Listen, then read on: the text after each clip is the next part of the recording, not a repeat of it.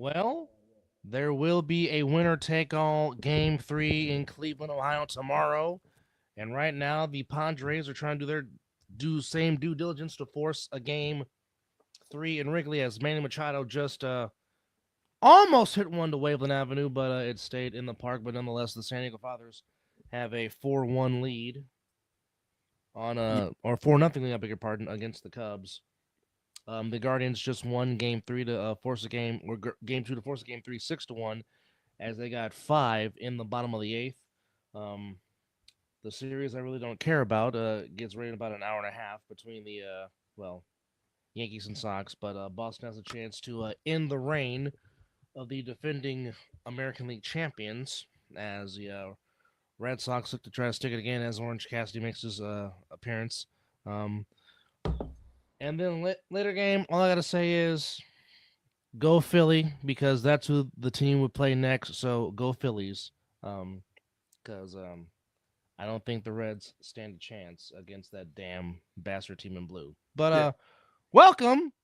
And then before we came on the air, I just found out that my team is fully a MASH unit going to Inglewood on tomorrow. Just in Brock Purdy, along with Jawan Jennings, along with Ricky Pearsall, will not be playing tomorrow night in Inglewood against the Rams in a very highly important game in the NFC West,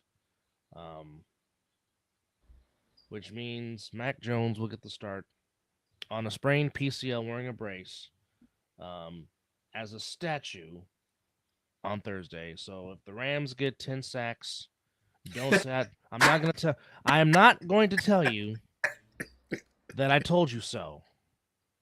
But what do I know? I don't know a damn thing because, okay, I said, and I still stand on this, and I will die on this hill. I said if Brock says he's ready to go, then you let him play because you paid him all that money. However, and I said this verbatim, if Mac Jones was out there playing sitting against the Jaguars would have had 10 sacks because Mac Jones, okay, yes, Mac Jones can throw the ball longer and farther than Brock Purdy. Yes. However, Mac Jones is a statue, which means he cannot be elusive in the pocket, which means he's more prone to getting sacked. Yes. So, if the Rams defense are feasting on tomorrow night, it's because you have a statue at quarterback. But also, Kendrick Bourne, I'm going to need you to go to the jugs machine. You're going to have to practice catching balls because, as our dad said, it hit you in the wrong damn spot 3 times. Okay. So now, your receiving core for tomorrow night. Oh, boy. DeMarcus Robinson, Oof. Kendrick Bourne, Oof. Valdez Scantling, Sky Moore, and Russell Gage. All veterans, all played in the league for a long time. No number one. No, for sure, number one. I can tell you that. But they don't strike fear in nobody. No, they can put 8 in the box and play man to man. Oh, I'm pretty sure they're going to play. Sean McVay and their defensive coordinator, who I'm getting info on that right now. By the way, that intro you just heard, ladies and gentlemen, will be played the whole month of October whenever we do a show. Just throwing that out there. And that will be my name for the rest of October. So Chris Shula. Mm. No, I don't think he's related to Don. Okay, you knew the question was coming. You knew it was coming. I don't know if he is related to the Hall of Fame coach Don Shula. Oh, I'm sorry. Yes, he is the son of Don Shula. Okay, so yes. I would have thought grandson, but he's the son. He is the son. I'm sorry. Okay. He's the grandson of Don Shula.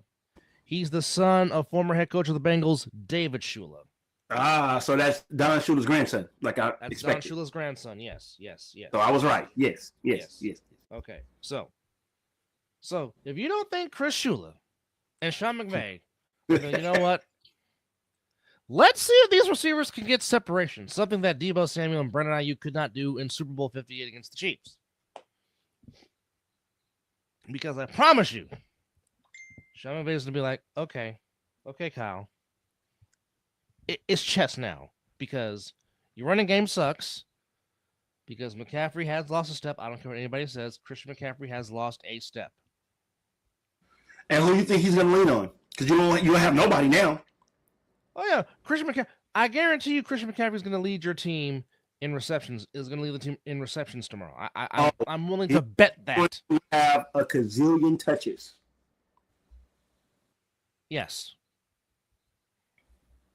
Gazillion. Brandon, if number 8's not playing for Baltimore, Baltimore does not stand a chance because Baltimore is already hurting with their defense.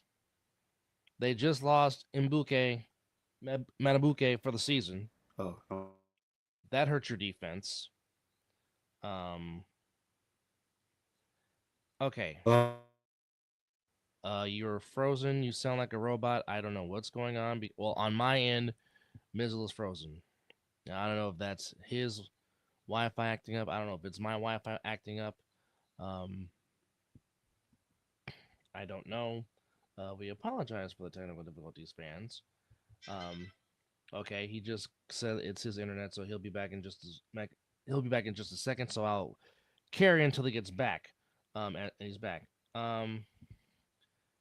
Brandon, I don't know if Wi-Fi plays for the Ravens.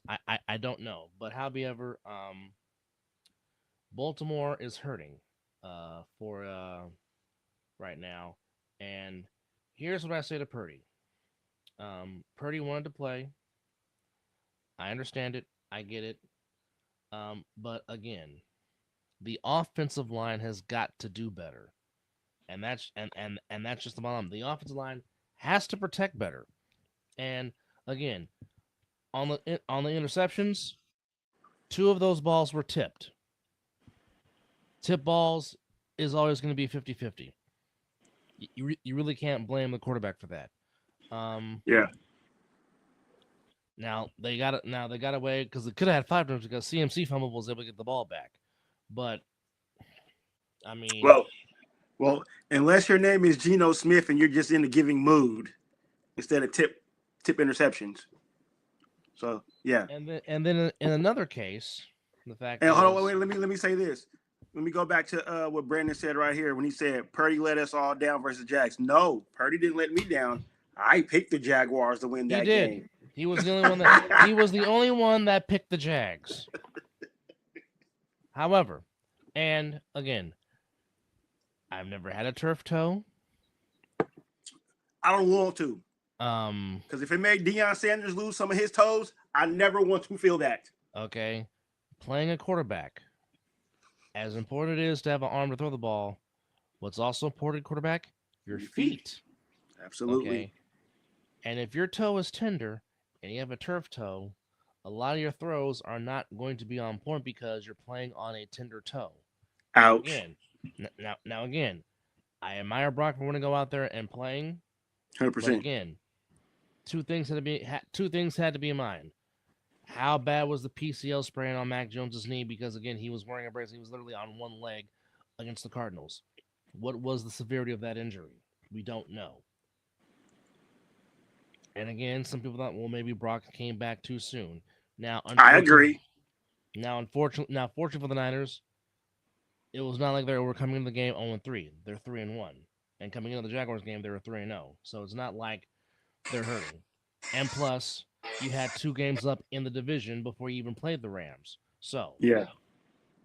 And plus, the next 2 games for the Niners are going to be very tough because not only do you have the Rams Thursday, but then you got to go to Tampa and play a very good Buccaneers team that almost came back and beat the Eagles this past Sunday. So you have that. So the next 4 games the Niners have is Rams, Buccaneers, Falcons, and Texans. 2 of those games you should win, but the first 2 are going to be tough. So if you come out there 2-2, It's not bad. You're not no, bad. no. You're not 5 1-3 like my organization, so you're good. If you can come out 5-3, you're in good shape. Mm-hmm. Mm-hmm. Who cares about Elon? Yeah, we keep that out of this sports show, sir. Yes. We don't do too much politics around here. We're damn sure not going to talk about that guy. But we are going to talk about and I really don't know how to feel about this. What a bunt.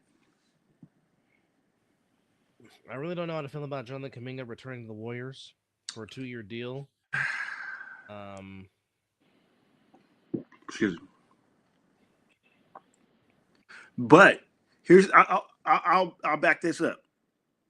So I don't know why he resigned, honestly, to tell you the truth, and I don't even know why the Warriors wanted to keep him when Steve Kerr doesn't fit what Steve Kerr is trying to do, or Kerr is not using him properly.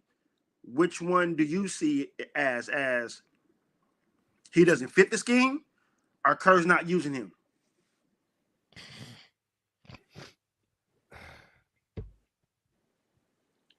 They should have cut ties, if you ask me. Let's just be real. I think they should have cut ties.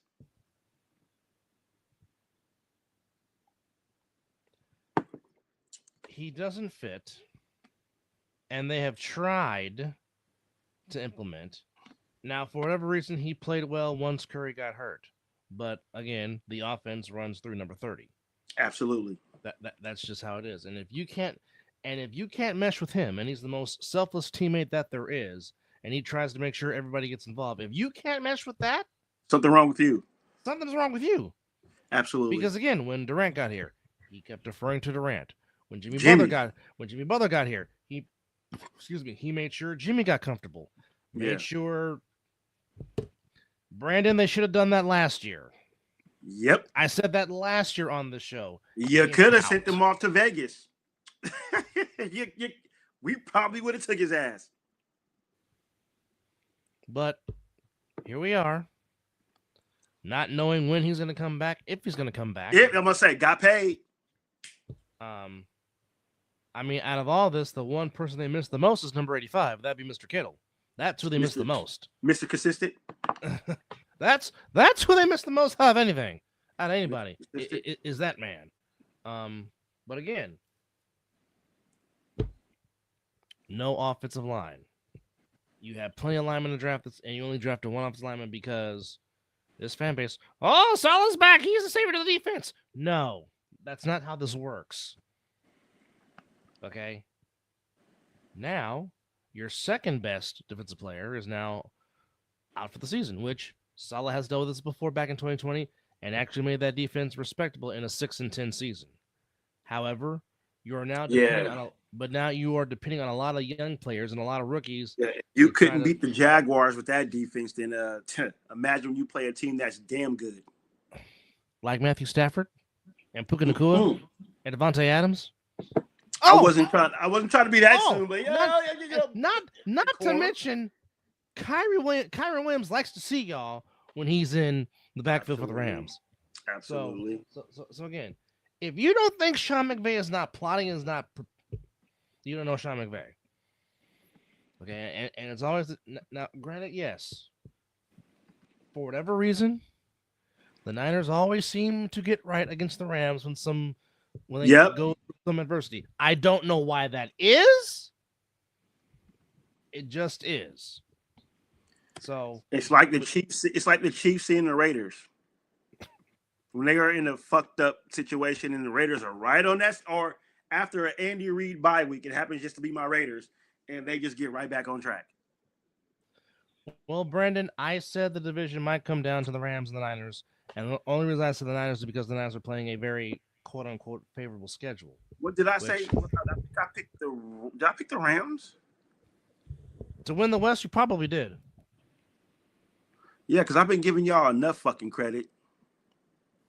I know it hurts. I know. It does. Brandon, tight end play is always underrated, and that sometimes it really doesn't get enough respect as it is. But hey, um, no, the Texans played the Rams tough. The Texans just could not get in the end zone against the Rams. That was the only difference of the game. And Yep. quite frankly, the Colts gave one away to the Rams because the Colts were up, and I don't know how you let Tutu Atwell get all by his lonesome for an 88-yard touchdown. I will never understand that. But I mean, it is what it is. But just to quickly recap, if my phone will turn on, to go over Week 4. As mentioned, both our teams took an L on Sunday as the Bears beat the Raiders 25-24 on a blocked field goal attempt late in the game. Jaguars by forcing 5 turnovers, and of course, it would be Eric Armstead to force the fumble, the former 49er to give the Jaguars victory at Jeans Stadium in Great America. Going back to Thursday, it was the Seahawks barely getting by the Cardinals 23-20. In Dublin, DK Metcalf had his best game as a Steeler. As the Steelers go 3-1, they beat the Vikings 24-21. Jackson Dart only throwing for $111, but they punched Harbaugh in the mouth. The Giants get on the board. Wait. I think if you want to get your rookie quarterback started, just sign Russell Wilson. And get this, folks. Now, perhaps, and I wish Country K was watching this because I'm about to say his favorite name, but now the Bengals possibly are in talks with the Giants to perhaps get famous Jameis to take over the Signals in Cincinnati. All right. Well, on that note, welcome, ladies and gentlemen, our brethren from the All Pro Jaffos. Your favorite bad guy, my favorite bad guy, Mr. JP. Going on, fellas? And welcome. Texans do get on the board. They shut out the Titans 26-0. The alma mater somehow beats the Commanders 34-27. And didn't I say I should have picked them? Yeah, I should be 2 games ahead of you right now. 2. You keep going against your gut. That's the problem. Bills beat the Saints 31-19. Eagles beat the Bucks 31-25. The Lions beat the Browns 34-10, which now makes the Browns go to Dylan Gabriel, getting his first start on Sunday. The lefty from Oregon. Patriots put up a 40-burger on the Panthers. It ain't going to get no better. Rams beat the Colts 27-20. And we had a tie in Arlington, Texas. You know what? Fuck that game. Because I'm going to tell you why. The Packers did all that shit to get down there in the red zone. And did you see that bullshit first play they tried to do? No. Either give the fucking ball to Josh Jacobs or get the ball in the fucking end zone. That was stupid. So Cleophas. That was stupid. Their first 2 plays were stupid. They didn't take no play to the end zone. And almost wasted the whole clock on the last play just to get the damn tie. You know what? I hate to say it, and we have said this a few times on both of our shows. That felt a little scripted. Doesn't it all nowadays? See what I'm saying? I mean, but again, don't we look at every game and go, no. It was this one. It was this one. Because the Packers were they couldn't stop Jacobs, and they could not stop whatever passing route they were going to try to do. And then you get down to the red zone to try to kick a fucking field. You're up 13-0 and you give up 16 unanswered points. That's not even what I'm worried about or talking about, brother. But I will say, Mr. Pickens, have yourself a game, young man, because he was damn near catching everything that Dakota was throwing up there. Definitely had his best game as a Cowboy, but the crashed out. I'll just say this: can we please go back to sudden death overtime? Because this wannabe having college football overtime rules in the NFL can just. When I said that to somebody, they lost their shit. No, I like the sudden death. If it's not, I hate the only thing about the sudden death that I never liked was the fact that teams just got into range and kicked the field goal and it was over. I can agree to that. I like the idea of if it's a touchdown first possession, then Game over. Game over. That's If you that's kick not a the rule field, if anymore. you kick a field goal, then That's not the rule Well, anymore because now it's what they have to take it on the 25. no. No, it's still a kickoff. No, each team gets a possession. So if you score a touchdown, the game is not over. The other team gets a chance. Each team gets a possession. Yes.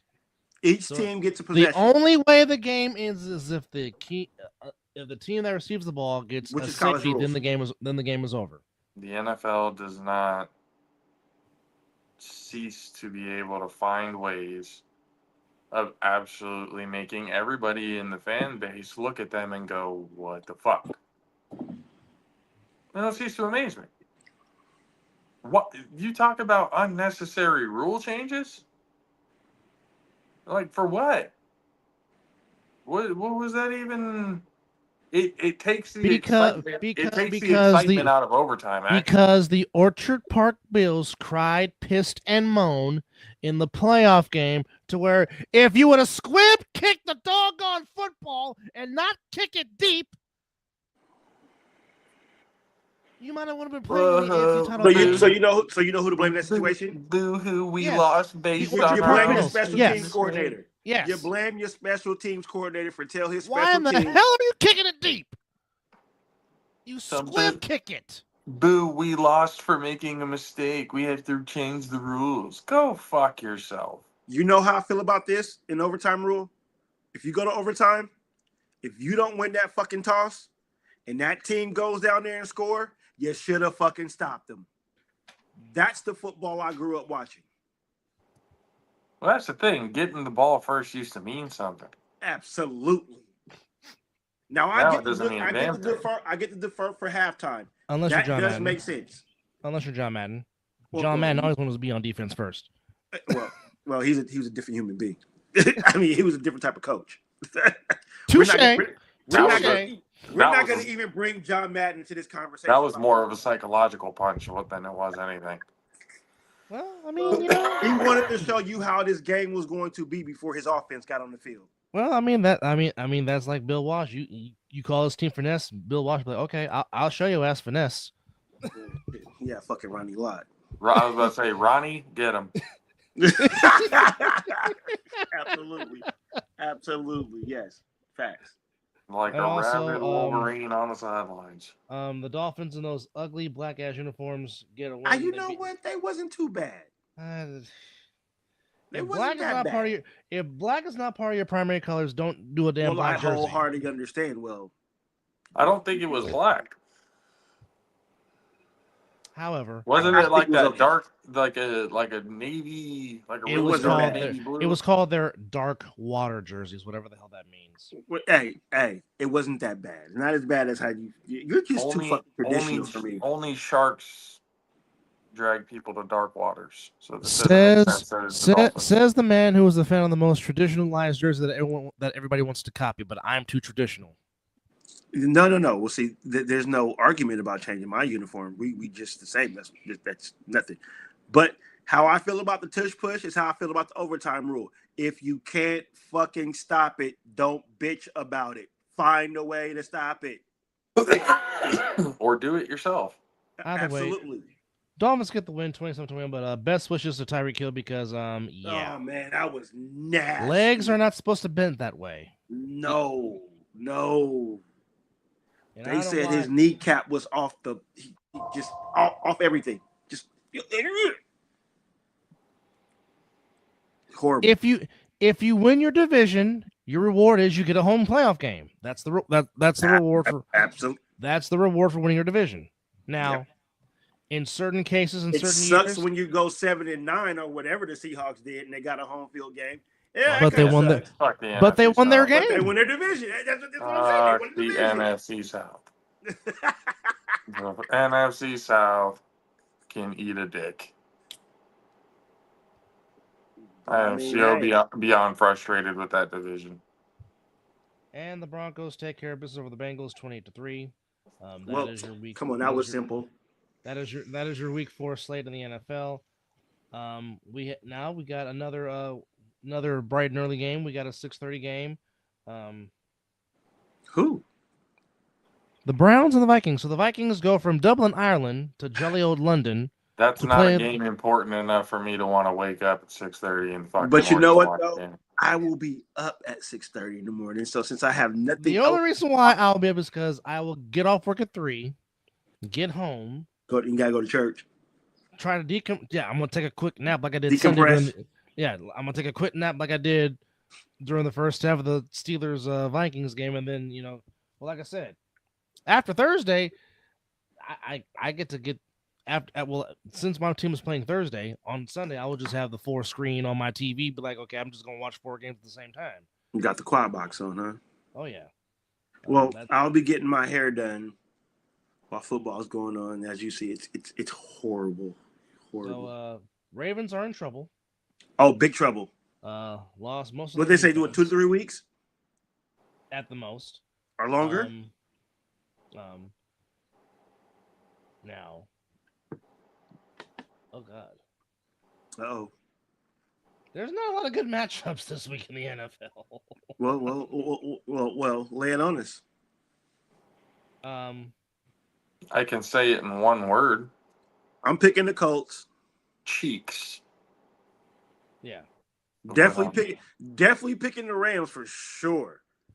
You guys have nothing on offense besides Christian McCaffrey. So outside of tomorrow's game between Inglewood and Santa Clara at Levi South, because are you picking the Rams? I need to hear it. Are you picking the Rams? I'm like 95% leaning towards picking Inglewood, as much as that hurts me to say. All you had to do was say yes. I didn't need no percentage, motherfucker.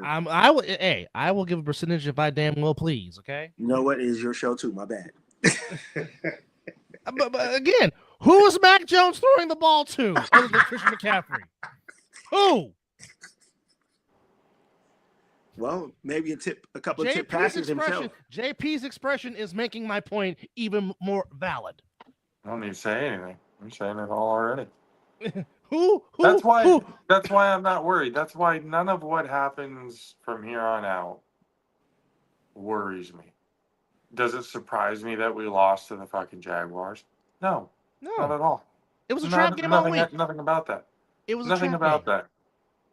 Nothing about that made me go, oh man, that shouldn't have happened.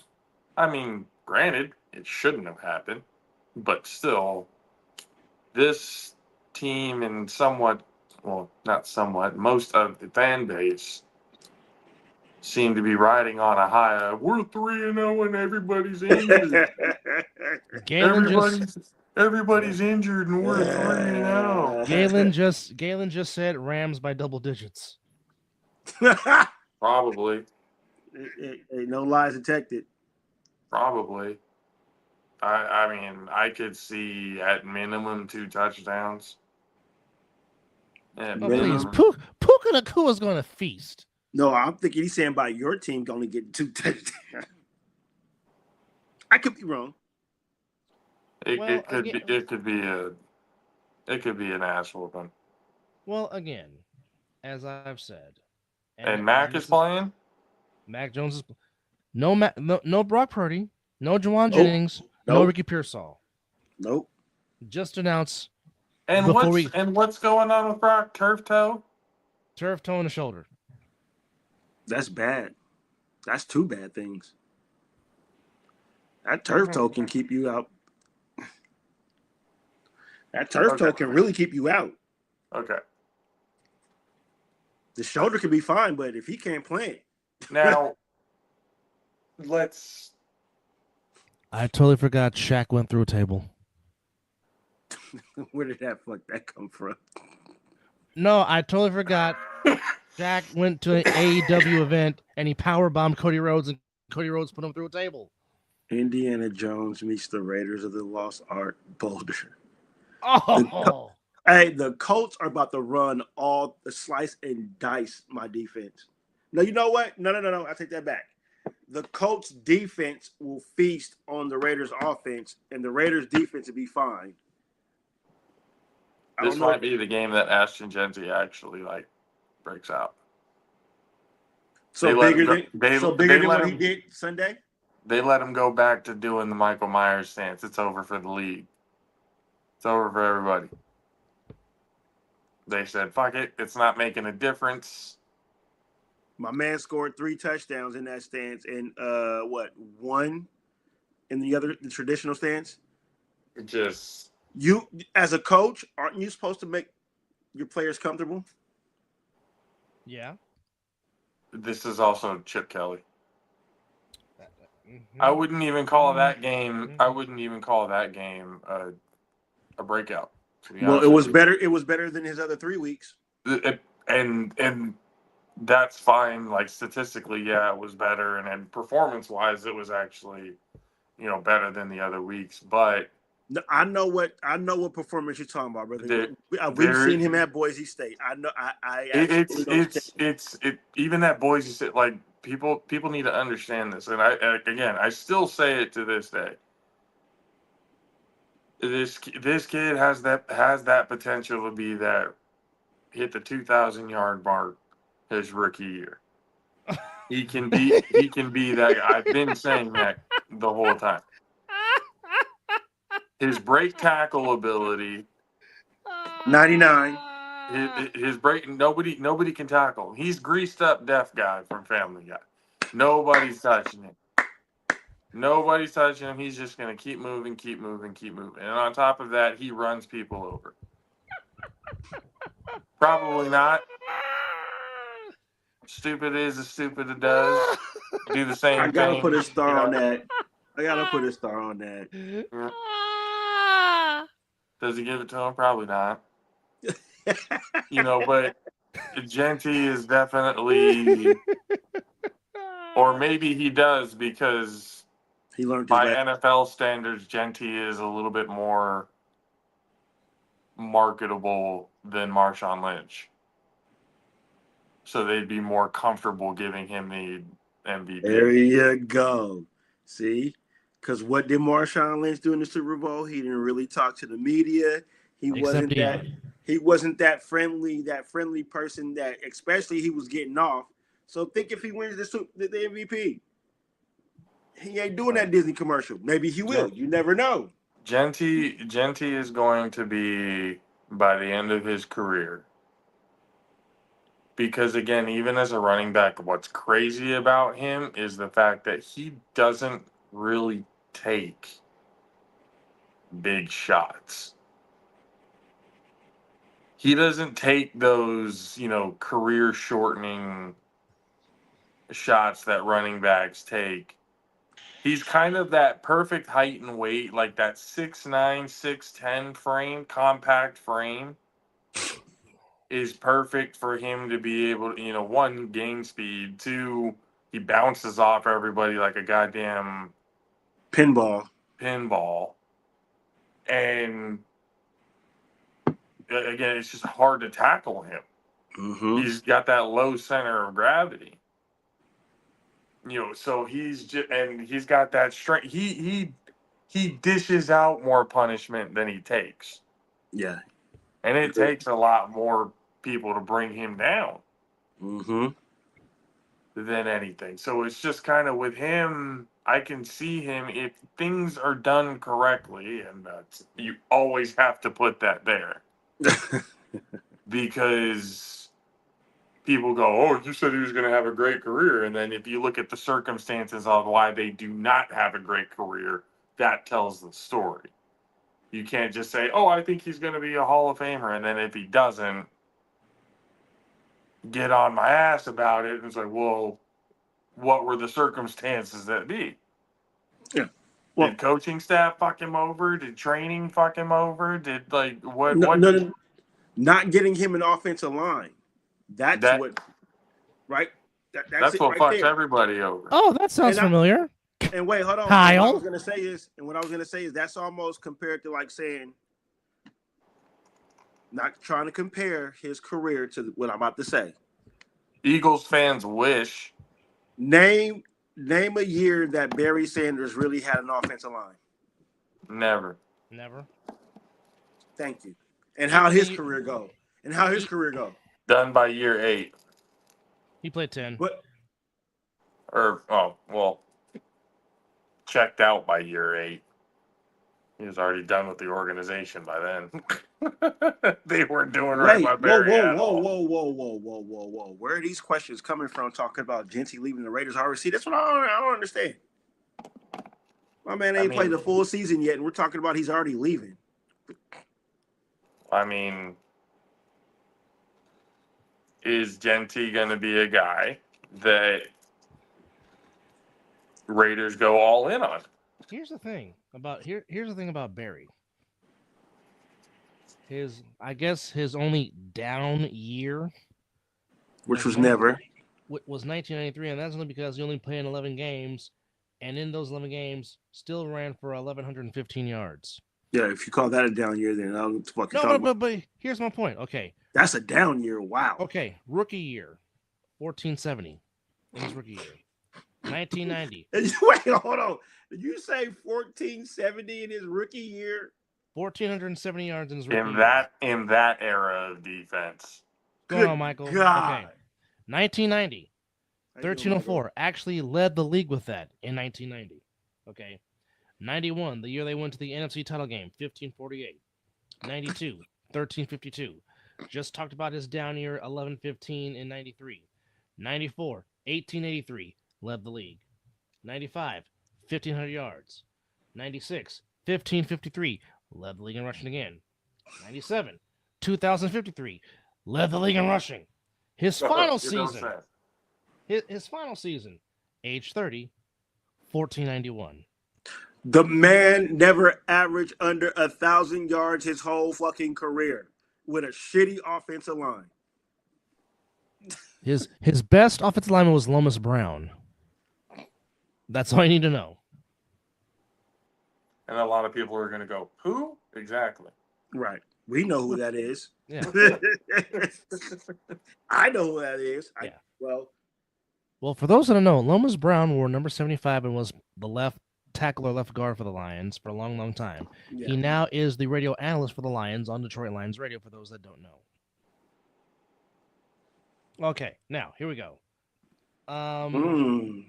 That's a Michael, that's a good question. With the injuries on defense, it's going to be hard. You know what sucks? My pick right now for the AFC Championship game just took a big. Well, because I had the Ravens and Bills in the AFC Championship game. Most of the picks that we've had, all of those teams are like injury ridden right now. I had the Bills for the Bills. I'm not saying we jinxed it, but goddamn. I mean, I will just say this.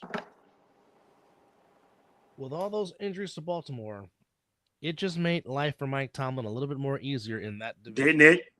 Didn't it? With the injury to Burrow, mm-hmm. And the Browns can't get out the damn toilet bowl, so that just makes the Steelers next in line. Yeah, mm-hmm. The Browns are what we all do after consuming a undescribably delicious dinner. Did we get a remix of Dennis Green right there? Yes, we did. I don't see the Eagles going back to back. I don't disagree with what's going on with it right now. Yes, I can absolutely see that. And I didn't pick and I did not. I had the Steelers getting to the playoffs. Yeah, but I didn't have them winning the division because, like I said, I had the Bills and the Ravens in the AFC Championship game. Because sure. I don't see the Eagles going back to back just because the Eagles. In all the wins that the Eagles have had, they easily could have lost all those games. Absolutely. No, well, that's what ifs. Yeah. No. At the end of the day, the end result's the end result. It was a W. Agreed. But what I'm saying is, do they look good against the Cowboys? Not necessarily. They barely held on to beat the damn Chiefs. Well, here, let me give you a comparison then. Okay. We'll bring it on, brother. So when the San Francisco Giants won that first World Series, was it all pretty? Oh, fuck no. Or were it's they been the torture fucking, our whole? Or were they the fucking cardiac kids for? They were tortured. It was torture for they call it Every torture for a reason. World Series was torture. No, So you see, no, as I agree. torture, At the it end of the does day, not have to look ugly as long Again. as the end result is you holding the trophy W. above I your don't. head. I do Hey. not disagree with Hey. anything Hey. that you're saying because at the Hey. end of the day, yes, a win is a win is a win. Speaking of which, I really hope Bochy comes back. God damn it, I hope. No, Bochy they comes already back. said that he's not. Buster saying he's not going that route. Buster said he's not a candidate. Bring him in as an advisor, something. I can agree to that. He'll be now that The Rangers want to bring him back as an advisor. Now This is we the need one to bring thing- him back to the organization. This is Bring the him one home. thing. This is the one thing Bochy said. He said, "I will always talk to Buster." Now that Gerald Dempsey's in the organization, there's going to be a lot of Giants alum coming back as advisors and whatnot. And Boat should be one of them. Wholeheartedly agree. 100%. If he's not the skip, then he needs to be some sort of advisory to the skip. Well, Michael, or at least fucking Bochy, or at least Buster's right hand. Well, Michael, to answer what you're saying is, the organization got to do what the coach didn't do for Andrew Luck. Draft an offensive line. The man has been running for his life since he's been drafted by this organization. The reason why the only difference is Joe Burrow is not going to retire. He's just going to end up going somewhere else. Or that too. And the He's thing, going to end up going somewhere else. By the end of next year, I would say as early by the end of this year, but for to give a little bit of cushion, by the end of next year, there is no way that Joe Burrow is playing in Cincinnati by the end of next year. If they don't beef up that offensive line, if they don't do anything or what, there's no way. Even if they have him contract, we have you until this year. That he is going to find some sort of way to get the fire. He'll take the loss in revenue to leave the team. He does have a long. He does have. Did he? I think he signed after his rookie deal, didn't he? I think he's not on his rookie deal anymore. So he does have a contract with them. I could but it doesn't mean that it doesn't. I could see him going the fucking Carson Palmer route. Sit out, retire. Or once you get picked up by another team, that's when you come back. Raiders gave up too much for him. It's a 5-year deal that he signed in 2023, worth $275 million. Yeah, he ain't going nowhere. The deal he'll want out. He'll give him an ultimatum and tell him straight up, like, look, if you don't have this shit situated by the end of this year, I'm gone. Well, hold on, Jay. Hold on. I got a rebuttal to that. He wanted his receiver signed, and where did the money go? T. Higgins and Jamar Chase. Now, don't get me wrong. They didn't draft no offensive lineman, but he already used his muscle to keep his two receivers. Right. And now you're about to lose your best defensive player next year. But we're also remembering that it shouldn't stop there. It should automatically be assumed, especially the Bengals organization are just not going to do the right thing. But now he's coming to my point because Mike Brown is still the owner of the Cincinnati Bengals. And his daddy, the Hall of Famer, and a very good coach himself. Here's the thing, though. It doesn't cost that much to get decent offensive linemen. No, it doesn't. No. I'm totally saying, well, the Bengals dropped the ball all the way around. Drafting them should have been a key this past draft. Well, like Dub said earlier. Kyle? John? Hello? Been telling you. But again, what do we know? What the fuck do we know? Not a motherfucking thing. Because we just sitting here doing. What are we doing right now? Doing a podcast. Oh, Are we? Are we just shooting this shit that's making sense? It could be a little bit of both. But yet you got people getting paid more money than us, stealing our lingo, as E40 likes to say. Yeah, it's But you heard it here first. But you know what though? I love doing it with y'all. So that's all that matters. But it's just like logically think about it this way. You're an owner of a team, right? You get decent general managers, you got a decent head coach. When you pay attention to the trends of how the league is progressing on how it for the product on the field, on how things get done. Everybody's Right. number one priority has always and forever will be the quarterback position. Yep. Okay. Then it probably should be one way, but second priority is top-rated pass rusher Correct. to be able to get to said Quarterback. star Because- quarterbacks. Because I the get that. quarterback I'm must following. I'm following along. I like the the quarterback must direction. go down, and I he like must the go down direction. hard. I like the direction. And then from there, the 49ers will usually go at another defensive spot.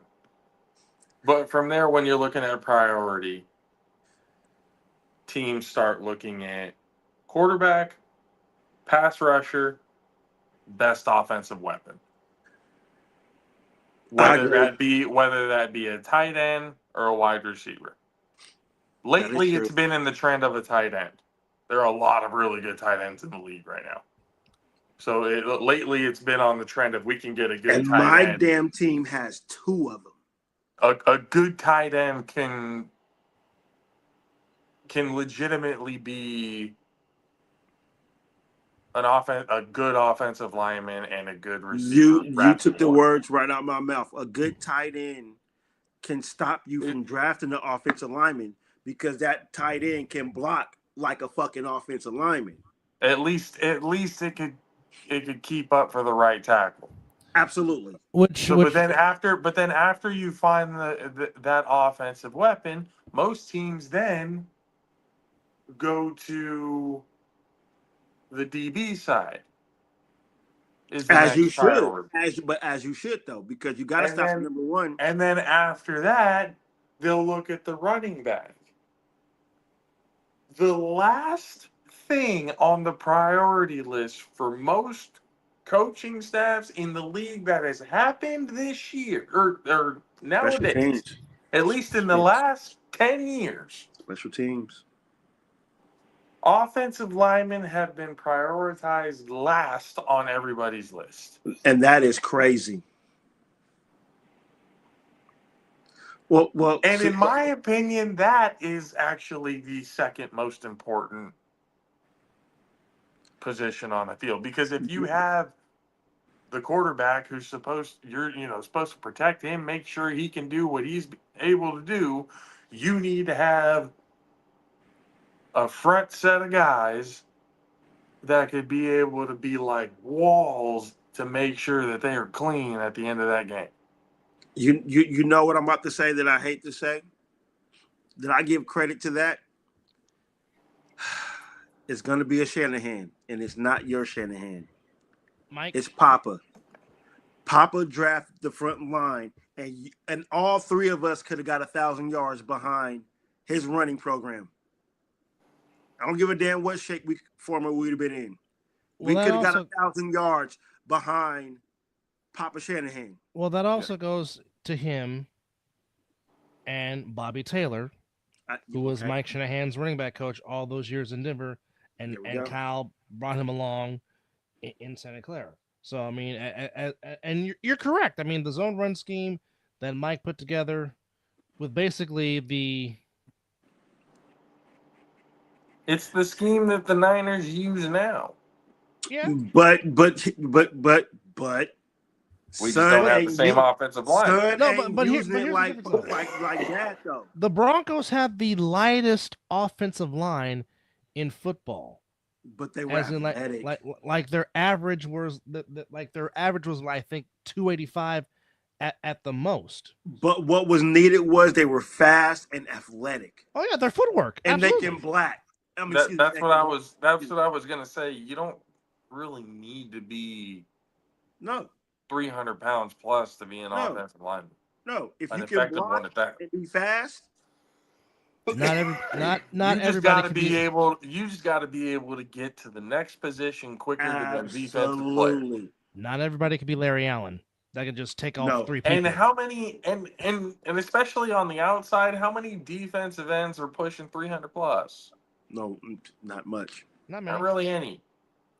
And I hate Like it. legitimate pass rushers, the biggest they get is like Myles Garrett at like 280, 275, 280. Well, shit. And I mean, I that was hated how to he. get. That was how he long. I hated to give that Shanahan credit, but I had to because I was just trying to use that as an example of the running Kyle game. can legitimately recreate that if he had a or an actual decent offensive line. He could recreate that into Super Bowls just like his dad did. His dad created undrafted players and turned them into getting contracts. A former Marine, Mike Anderson, Alandis Gary, Clinton Portis.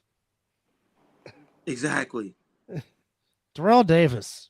Well, Clinton Portis went to, True. the True. U. What I'm just saying. But I'm talking about the no names. Alandis Gary, Mike Anderson. Gary was, I'm naming this because I see him twice a year, so I already know. But what I'm just saying is what he did with no name running backs. He made sure that he had the quarterback and the offensive line. That's what I grew up watching. You protected your quarterback. Yep. And when I saw what Andrew Luck went through, I'm like, I blame Indianapolis. I don't blame nothing else. I blame the organization. What made me mad was they started drafting O-line the year after he retired. I'm like, Absolutely. why wait a year? Why? Absolutely. Disrespectful. So disrespectful. They tarnished that man's great career because we're from the area that he I don't think people understand. Andrew Luck was probably about to bring Indianapolis 2 more championships. Oh yeah. If they just protected him. Could you imagine him throwing the ball to Michael Pittman and giving the ball to Jonathan Taylor? He'd be in like the later stages of his career if he were still playing today. But will be like I'm not going to compare him, but he would have been just, I believe, as solid as Tom Brady with his career if they just would have protected him. Not saying that many appearances. No, not that many appearances. I'm saying just as good. Not saying appearances because Dan Marino was damn near as good as Tom Brady, but he didn't get the Super Bowl rings. One of the best releases you'll ever see. How many Super Bowls did Dan Marino go to but not win? One. But I'm just saying, as career-wise, the greatness of passing. Gotcha. And being a leader of their team. I believe with the right offensive line and what Dub just put out there, I think Andrew Luck would have had the Colts in good situations. Hell, man, I mean Peyton Manning got him there, shit. But it's gotten to the point now where like you start seeing which positions are at a premium. Like when you look at free agency and you look at everything else like that, DBs, wide receivers, those are a dime a dozen now. Yeah. You can find them anywhere at any round and they're going to be effective. Wide receivers from top to bottom the last 10 to 15 years have probably been the best generation and a half that we've seen produced in a while. Absolutely. And they're peppered everywhere throughout the league. Every team has at least one or two solid wide receiver choices. So it's DBs are also at a premium. Pass rushers are at a premium, because everybody knows what the trend of the league or what the league is looking for, so everybody's playing those positions. That's why you see that there's kind of a shortage in offensive linemen, because offensive linemen aren't necessarily getting paid the big bucks as the other positions are making. They're kind of lower on the totem pole. Man, Roger Doring that stuff next time, bro. I'm sorry, I'm watching the baseball game, and dude should have took the pitch. He should have took the run. No, I'm talking about when he told Roger to take get one hit for by the the team. pitch. Come on, Roger, take one for the team. Your team is losing, bro. Take that for the team. I'm sorry, JP. I didn't mean to cut you off. No, you're good. Or as we say in the dugout, wear that. Absolutely. But it's turned into, and teams wonder, oh, we don't know why. Like, we've had all this talent. Like the Bills especially as well. Their offensive line isn't always that great. Nope. If you constantly have to have Josh Allen on the fucking move in order to make something happen, like that just means he can't fit clean in the pocket. It literally is 1, 2, 3, gotta move out. 1, 2, 3, gotta move out. It's just, it has to be that way. But if you have a good offensive line to where your quarterback can sit in the pocket for an extra 2 to 3 seconds and just absolutely dissect defenses, it doesn't really matter. Tom Brady was great, not just in a sense of like, oh, he won 7 Super Bowls. He stood in that pocket though, bro.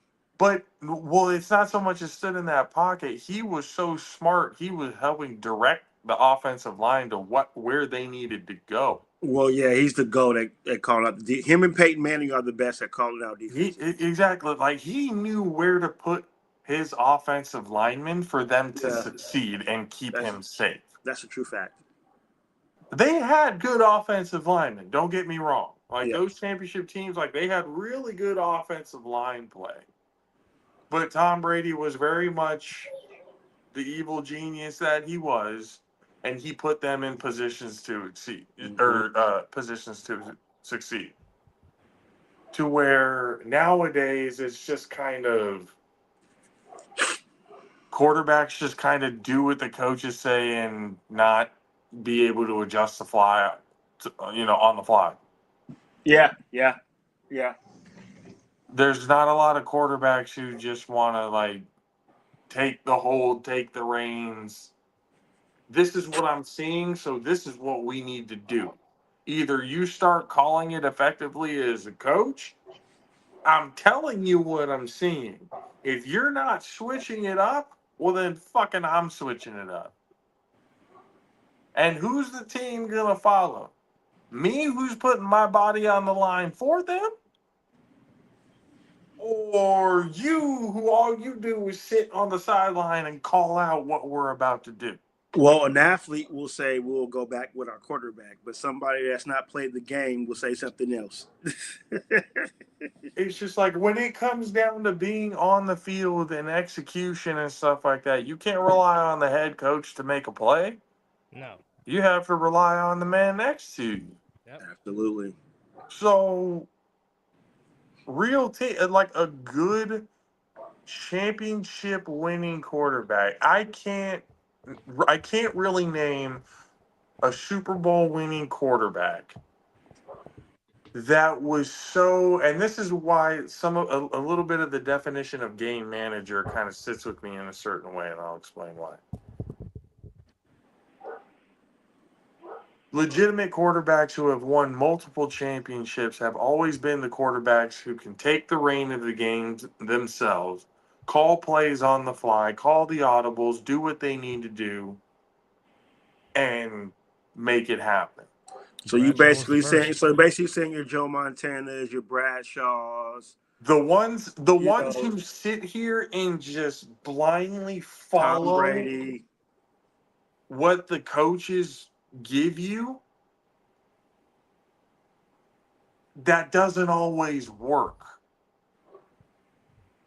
if they give you a play, you work with what you got. As a quarterback, again, you're the field general. Field general. That's why they give you the opportunity to audible.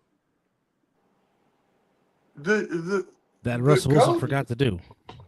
like the general is to be able to see what, hey, I got to do what I got to do to protect my men. If I see that this is happening, I need to be able to adjust to that. And if you're giving me bullshit plays that are going to get us fucked up, I'm not going to do that. Hey, JP, what did we watch when I came over and we were watching that Bears documentary? What did he say? What did Jim McMahon say? He walked to that sideline. He said, "But did it work? But did it work?" Ditka gave him the business for doing the opposite of what he called. People look at the quarterbacks like, oh, the quarterback and the head coach is arguing. People look at that as a bad thing. No, that's a great thing. Folks, what they're talking about is the Monday night game. What they're talking about is the Monday night game in 1985 when the Bears were down to the Vikings. Jim McMahon came off the bench. The call was a running play. McMahon changed to a pass. But what you didn't see was the great blitz pickup by Walter Payton, who put it on his ass. And Jim McMahon found a wide open. Wait. And why was that a great play? Because what did the quarterback do? Called an audible. Uh-oh. And Jim McMahon found a very fast man by the name of Willie Gault by his lonesome for a touchdown. Also played with the Raiders. And Mike Ditka says, "Why change the play?" McMahon's like, "We scored, didn't we?" See, why does it fucking matter? Jim McMahon is that asshole sometimes you need to be a quarterback because, trust me, Mike Ditka was always living to Jim McMahon. McMahon's like, "We scored, shut up." It's almost like, okay, Jim McMahon and Mike Ditka is the same thing with Lawrence Taylor and Bill Parcells. Sometimes you got to be able to let the field general work. Be the field general. And sometimes, what do you see? What do you want to run? Okay, we need to do this. All right, I'll call those plays. If you see anything else, let us know. If you see anything in the moment and you need to call something, fucking call it. We trust you. We're paying you $50 plus $50+ million to play the fucking position. Let's give you a little bit of trust if we're going to be paying you that much money. A great quote by Hugh Jackson. Don't trust the player. Don't trust the plays. Trust the player. Trust the player to execute. When my organization let Hugh Jackson be the head coach, how was my feelings? Oh, when he was calling plays, you had an offense that could score and put up points. Here's the question: do defensive-minded head coaches make good championship-winning head coaches? It depends on who their offensive coordinator is. Fair. I know where you're going with that, but it depends on who your offensive coordinator is. Tom Landry. Mike Tomlin is a defensive-minded. Tom Landry, but he won. I'm not saying it's impossible and it never happens. I'm just saying this. Tom Landry. You have a higher rate of offensive-minded head coaches who win championships than defensive. But okay, here's my rebuttal. Here's my rebuttal. Certain offensive-minded head coaches can be head coaches, i.e., Norv Turner. They have to be coordinators. I completely understand. So you see what I'm saying? I agree. So it goes. So when you ask that question, I'm like, who's their offensive coordinator? If you vice versa that question, I'm gonna be like, well, who's their defensive coordinator? You know what I'm saying? If you can find yourself a head coach that can do both, that'd be nice. But you're never gonna. Unfortunately, we may not ever see that in our lifetime. Tom Coughlin, Bill Parcells, yes, Tom Landry, yes, are the exceptions to the rule because they won multiple as defensive-minded head coaches. Well, hell, I can't even throw in John Madden. Even Bill Belichick, you could say, is a defensive-minded head coach. Belichick too, but no, I'm not gonna give Bill Belichick that because he had Tom Brady, and Tom Brady Tom Brady. He Okay. made of that team look, like Tom, Jordan was for the Bulls. here's the thing. They had Josh McDaniels calling the play, but Tom Brady was so who good. was really calling the plays? Tom Brady was so good that he Who got was Josh really calling the McDaniels a head I will coaching say, okay, job. Absolutely. I'll say it like this. I'm not gonna argue that. Twice. I'm not Tom gonna, Brady, I'm not gonna okay. argue that. Tom Brady's first 3 rings was more defensive oriented, and he was just managing the game. Don't lose it. I'll give you Okay. that. That's But- big facts, brother. That's big Okay, facts. but the last Facts. 3 the Patriots won, that was all 12 Absolutely. because the Absolutely. defense sucked. The defense was never Okay, Atrocious. with the Atrocious. exception of the 13-3 Super Bowl 53 It game was against always the Rams, miracles. but the last Those 3 last well, those last 3 the last were 3 was all miracle 12. games. That was all 12 because first off, Kyle, Dan Quinn shouldn't blow a 20-3 lead. Number 1. Pete, you can throw Pete Carroll on that shit too. Pete, why in the hell is number 24 not getting the doggone football the 1 yard line when the Patriots could not stop him all game long?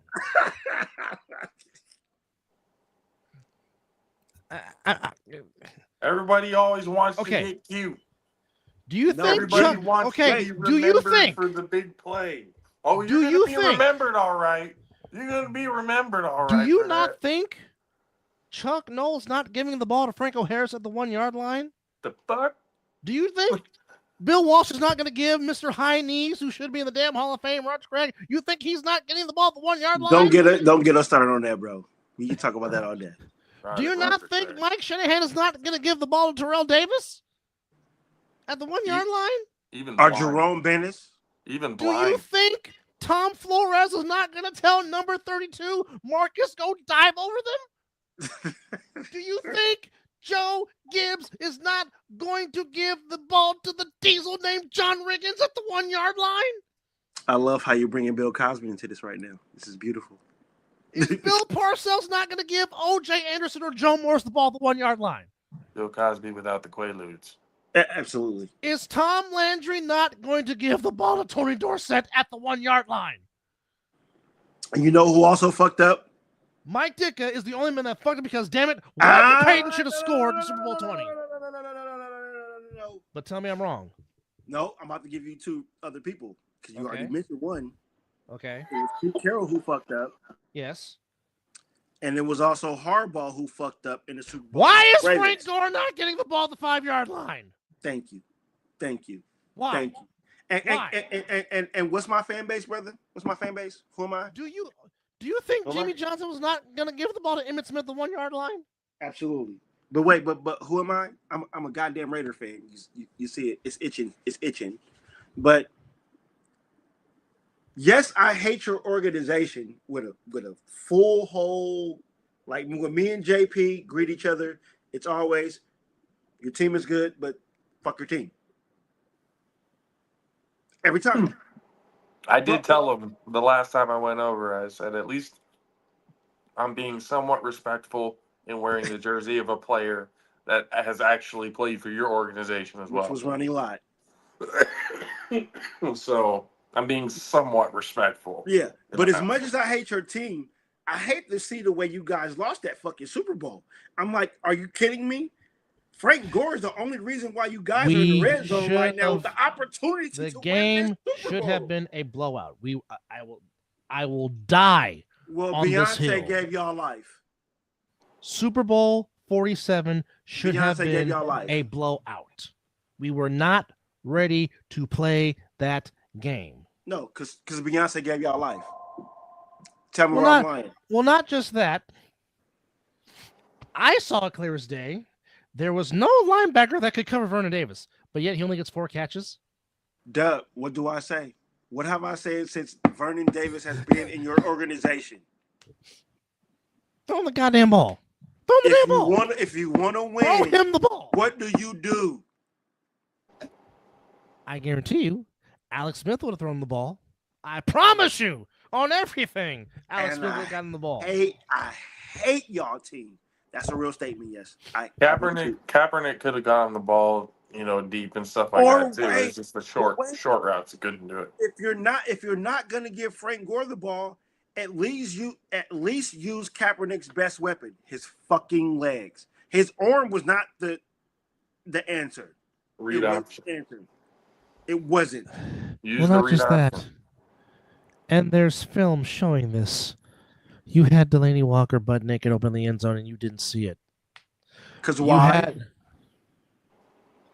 Because he had a hard on for Michael Crabtree. Dancing, singing in the goddamn shower. Because he couldn't read the fucking field. That too, but he also had a hard on for Michael Crabtree.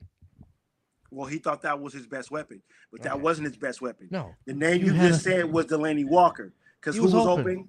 He was open. And who else? Not Vernon Davis. No, well, not just that.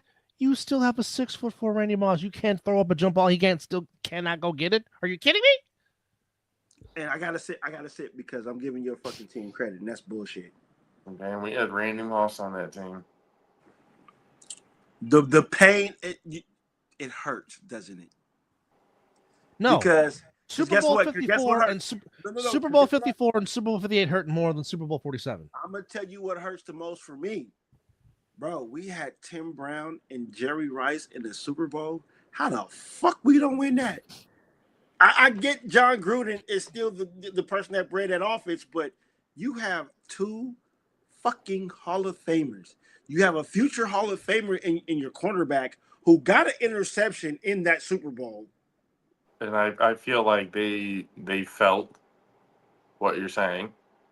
It's just Bill Callahan was a dumbass and changed the game plan. How the cards were dealt. How do you change the game plan 2 days before the game? John Gruden knew exactly what was going to happen. Bro, when it was going to happen and how it was going to happen. Everybody in the league knew it was about to happen. They still couldn't stop it. So everybody knew when the Raiders got to the goal line, one or two things were going to happen. If Tim Brown or Jerry Rice didn't get the ball, Zach Crockett was getting the ball and was scoring a touchdown. Oh, 14 blast. That's pretty much what was going to happen. They couldn't stop it. And we still had Charlie Garner as our feature back. Come on, man. And you still had an effective Tyron Wheatley. Come on. And if you happen just to lock up Tim Brown and Jerry Rice, we still had fucking Jerry Porter. And we had Roland Williams as our tight end. And Doug Jolly. Who was deaf, by the way, I believe. No, that was the running back. Excuse me, the running back. I was going to say, there really was a replacement tight end? Damn, that's crazy. No, Doug Jolly was solid his rookie year. He was absolutely. He became a reliable target for Rich Gannon. Rich Gannon, that fucking guy. You talk about a pain in the fucking ass. And he was one of the ones that always argued with John Gruden. So when your quarterback is arguing with the head coach, that's a good relationship in football. That is a good relationship in football. Because basically you're yelling at me for what I see, and I'm telling you what the fuck I see, because guess what? I am the one on the field. And so what I did right there is because I didn't agree with what you called. I tried to figure out something different. It didn't work. Oh, well, let's fucking move on. Plus, the ultimate, I'd be pissed too. It's just like, shit, it worked. Why the fuck are you on my ass? And the 50-50. That's the 50-50 part of it. Yes. It's like, absolutely. Why are you on my ass if it worked? But even if it does, the thing is, as long as it's not like a catastrophic play that turns into like a turnover or a really big loss of yardage. Yeah. Again, I would rather if you see something, make the safe play and then come and tell me why afterwards. I'd much rather you do that than risk it all, fuck up, and then something crazy happen. Pick six, fumble recovery, whatever it may be. I hate you. not you, JP. I hate you. I figured you sent him something. You know when you get those words, something got sent. Because he's when been that laugh. He's been topping me lately, so I had to get him back one good one. and that one was a good one. You know me. I think I'm pretty much above a lot of you guys. I'll be finding some weird shit on the net. But the one about them 34 kids, I'm like, what? Yo. Wait, who's got 34 kids? Bro, you didn't see the text I sent in the group chat? Wait a minute. What happened? This dude got 31 right now. He got 31 and born 3 more kids, on the way. and 3 more on the way to total. A rapper in Memphis, yes. 34 kids. So what I said was, I'm like, damn, he didn't surpass Adrian Peterson. That's ridiculous. So can you think about this? Just think about it. 34 kids, right? Damn. At least he got a few that got the same fucking birthday. He's got his starting 22 and his backups. Yes. Right? I'm just gonna say Mr. Glass is eating very well in Texas. Oh, you talking about How do you do that? How do you pay for that? Like, how is that even? Oh, what is that? That is Mr. Glass eating well in Texas right about now. He has gained 15 pounds. Hey, they say he's going to be sitting down most of the time anyway. Might as well be comfortable. You know what they say? Everything is big in Texas, so you know he eating some good. Hey, he eating some good barbecue too. And Zion looks like he went full vegan. Hey, I'm kind of scared right now. If Zion looking like that, and if he's in shape, playing good basketball in that shape, yeah. If he's flying above the rim and still like giving all that power while losing, what did he lose? Like 40 pounds, something like that. Hey, just don't come out. I know people are making fun of that, but I'm like, bro, if he got in good basketball shape, that's Zion could be a problem. Yeah, that's bad for the league. He could be a problem. I mean, that means. But can he stay healthy? Well, that's always been the question. Or has he been Paul Crewing it out there in New Orleans the whole time? You stop it with the Paul Crew. Until he gets out of New Orleans. Until he gets out of New Orleans, and then he's actually going to play some ball. I need you to stop it with the Paul Crew. I'm telling you, I'm saying, players do it. Players do it. I need you to stop with the Paul Crew. They fake that injury to collect that check. All right. So going down the rundown week 5. Obviously, tomorrow we got Rams and Niners in Inglewood, Vikings, Browns in London. 1-3 versus 1-3 with the Texans and the Ravens. The Giants might get their second straight win as they're in New Orleans playing the 0-4 Saints. Broncos go to Philly to play the Eagles. Philly. The Cowboys go to East Rutherford to play the Jets. Raiders and the Colts. Dolphins and the Panthers. Now, here's an interesting. People got a lot of faith in Daniel Jones, huh? No, I just don't have a faith in my offense right now. The best matchup defensive wise, I have wholeheartedly the faith, but I just believe the offense is going to put our defense on the field too much, and that's when Jonathan Taylor is going to just start breaking our hearts. Best matchup of the day: 3-1 Buccaneers taking on 3-1 Seahawks in Seattle. Ooh, but I got the Bucks. Titans taking on the Cardinals. The Commanders with Jaden Daniels back in the lineup, going to Inglewood to take on the Chargers. Battle of Cats between the Bengals and the Lions in Cincinnati. So that would be like hyenas versus lions. Depends on how many hyenas have. The battle of the pussies. Yes. You go to timeout for 10 seconds. Why is this the? You get muted for 10 seconds with that one. Why is this the Sunday night game? Why? What's the Sunday night game, bro? Patriots and Bills.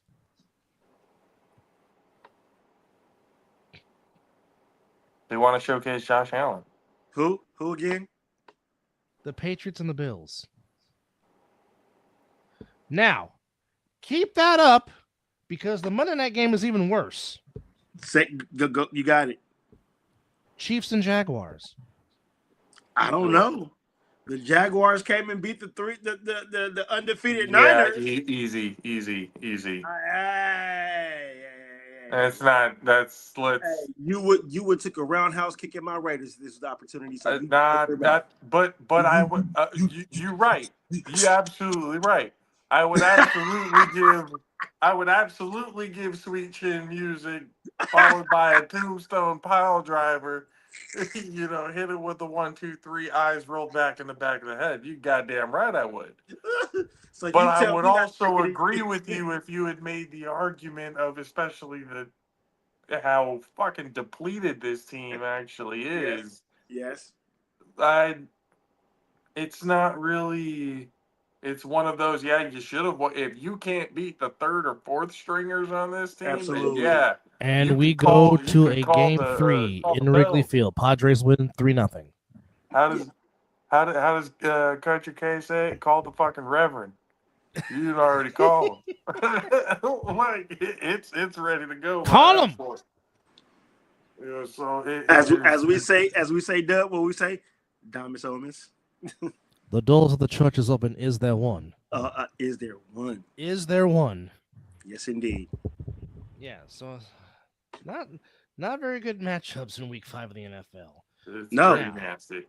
I'm glad I'm getting my hair done to most of these football games. The San Fran 24.5ers. He's basically saying they're the 24.5 Niners. So they're half the Niners. He said basically Yes. you guys are so hurt, you guys are half. All right. So,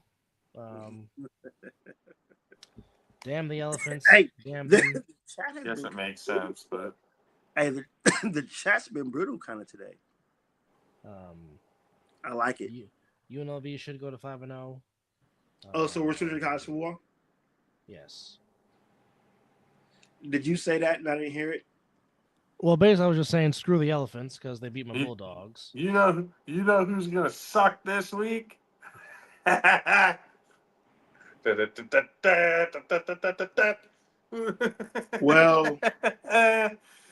oh, not to bring it to a downer right now, but You think they're going to lose to the 1-3 Florida Gators in Gainesville? yeah, damn. yeah. Well, I will say this: let's all say a prayer for UCLA DJ right Langley now. is gonna have a good game. Watch. Let's say a prayer for UCLA because they're about to play a very pissed off Penn State team in the Rose Bowl on Saturday. Well, I'll say this, not to be a downer, but this weekend's game is going to be a little bit hard for me in this whole month. It is my nose going up against.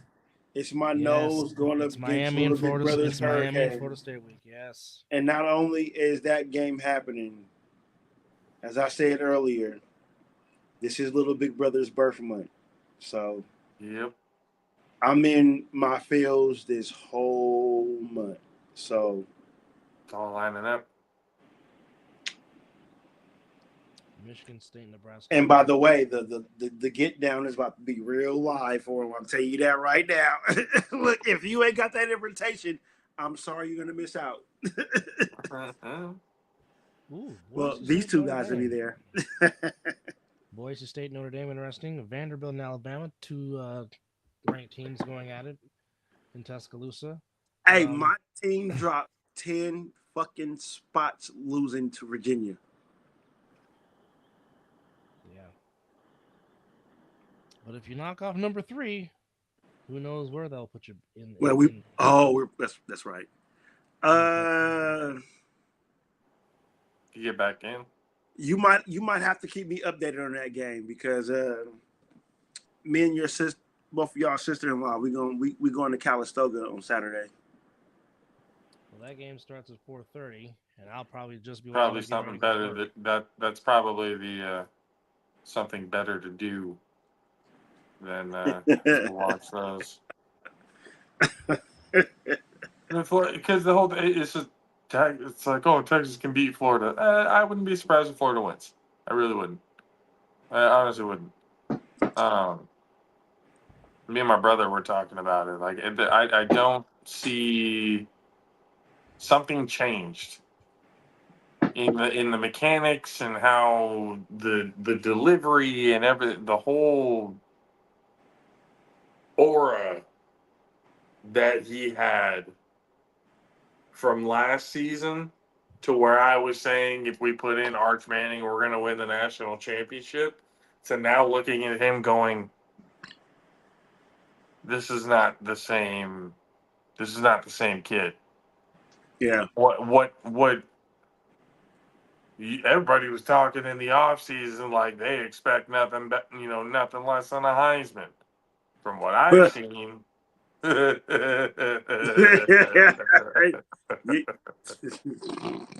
that would be a fuck no. There's no way he wins a Heisman this season. I agree. If he stays, maybe next season, depending on how the progression goes or how far the regression falls. But whatever they did to him, hit the reset button. Hey, go whatever you were doing before. Go back to doing that.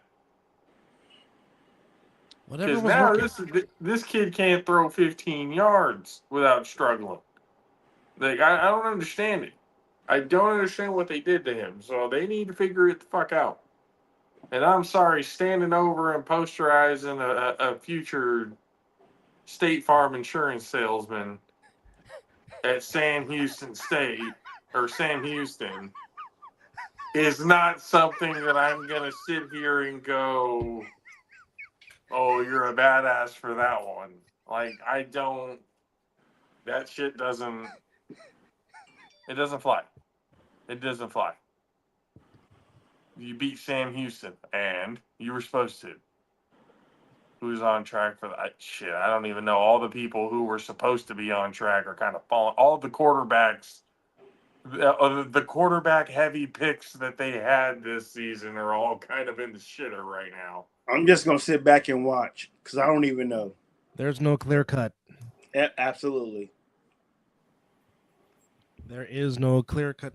Now, real quickly, I wanted to pay homage to a great broadcaster that is retiring or has retired. The great Bob Carpenter, of course, was at ESPN for many, many years. Did a lot of college football, college basketball, a lot of Major League Baseball. Was the voice of the Cardinals for a few years, and also the longtime voice of the Washington Nationals, known for his home run call of "See you later."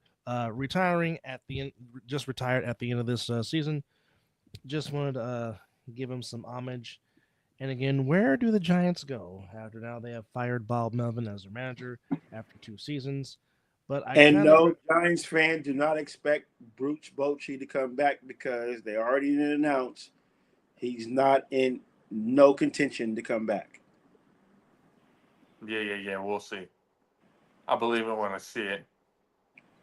I don't believe anybody anymore. It's all misdirection. I like what you said. It's like, yeah, when you hire another head coach that tells me otherwise, then we'll see. Absolutely. Or fucking, you give me another Skip general manager, whatever it is that you give me.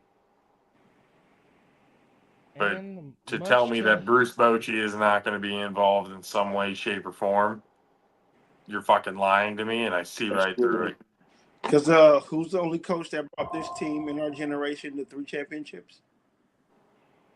Boch.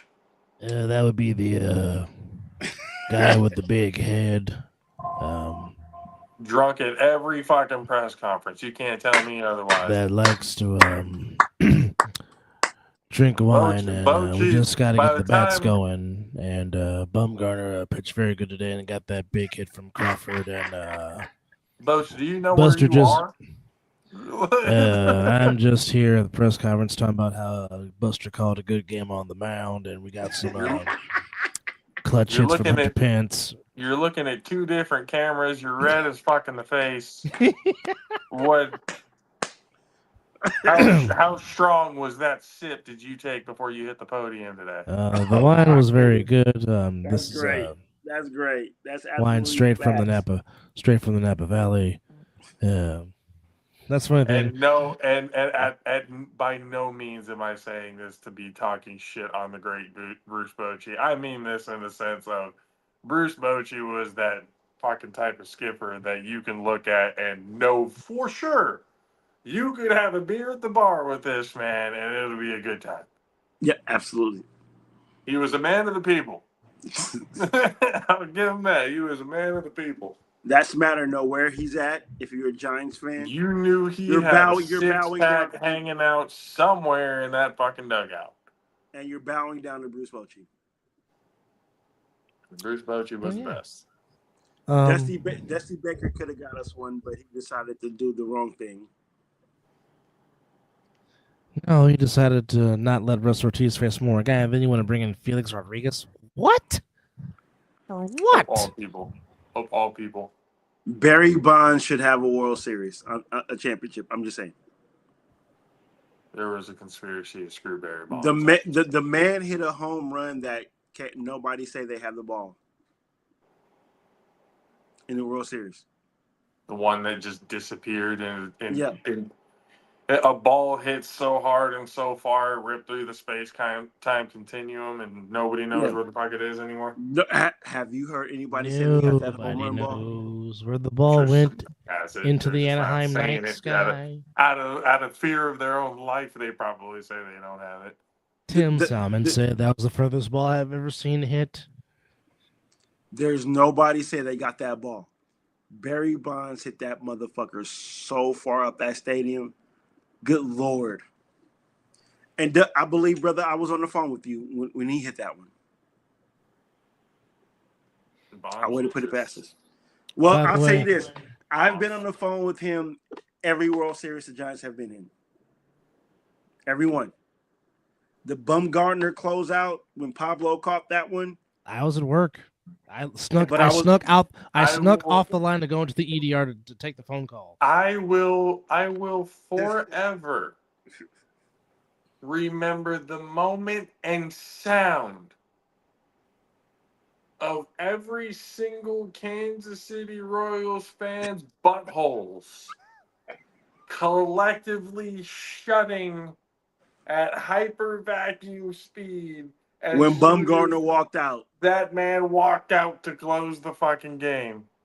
The camera went to everybody, and you just saw everybody perked up. We're fucked. Oh shit! We're fucked. God damn it! We know who this is. We know what he's doing. At that point, his ERA, his total ERA in World Series Is the performances best. was .19. That means if you got to the World Series and Madison Bumgarner was pitching, guess what? We're chalking that up as a loss today. We're not touching the bases. We're not touching home plate. We're not touching a goddamn thing. Bro, when that dude hit that hit, and I was like, oh shit. But then when he went out there and caught that shit, I'm like, oh, your guys are done. Yep. After that, Bumgarner got into the zone. But you could have heard an ant fucking piss that night. If he would have When tried Bum- to, if he would have tried to send Aaron Gordon, he would have been out because the ball was in Crawford's hands, and we all know what kind of an arm Crawford has. I'm just saying, bro, when Bumgarner came out of that duck at the bullpen, you could have heard a fucking ant piss. No, There's only one way that moment could have been better.